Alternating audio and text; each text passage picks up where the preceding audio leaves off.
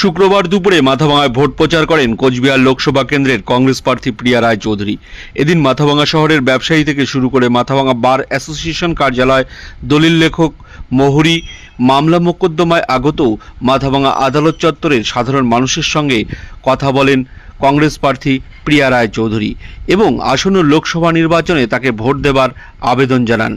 এদিনের প্রচারে প্রার্থী ছাড়াও সঙ্গে ছিলেন রাজ্য প্রদেশ কংগ্রেস সদস্য ও কোচবিহার জেলা আইএনটিইউসি সভাপতি বিশ্বজিৎ সরকার ও ব্লক ও জেলা স্তরের অন্যান্য নেতৃত্ব।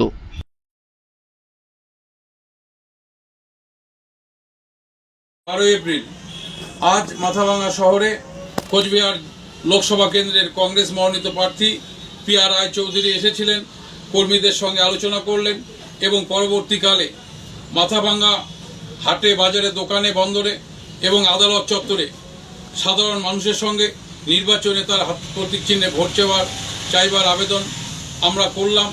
কোনোখানে ছোট মিছিলের মধ্য দিয়ে, কোনোখানে আজকে মাথাভাঙা আদালত চত্বরে উকিল বাবুদের সঙ্গে দীর্ঘক্ষণ মহিলা যারা আইনজীবী, পুরুষ যারা আইনজীবী, তাদের সকল শ্রেণীর সাথে আমরা রাহুল গান্ধী যে ভারত জোড়ো ন্যায় যাত্রা, তারা সকলেই সহমত, তারা সকলেই সেটাকে সমর্থন করেছে।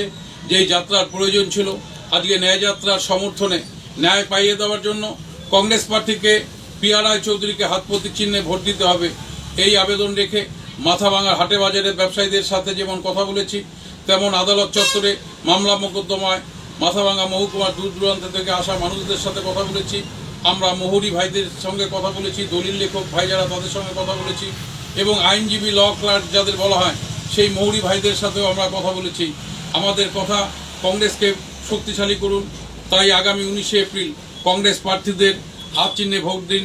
এখানে কংগ্রেস প্রার্থী প্রিয়া রায় চৌধুরী, তাকে আপনারা হাত চিহ্নে ভোট দিয়ে শক্তিশালী করুন। রাহুল গান্ধীর হাতকে শক্তিশালী করুন।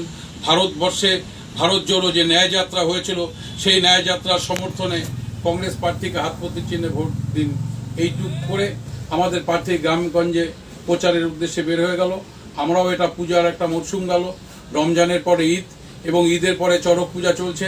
আগামীতে পয়লা বৈশাখ একটা উৎসবের মুহূর্ত। তাই মানুষের সময় বেশি নষ্ট না করে সংক্ষিপ্তভাবে আমাদের প্রচার কাজগুলো আমরা করছি এবং প্রচার কাজগুলো চালাচ্ছি।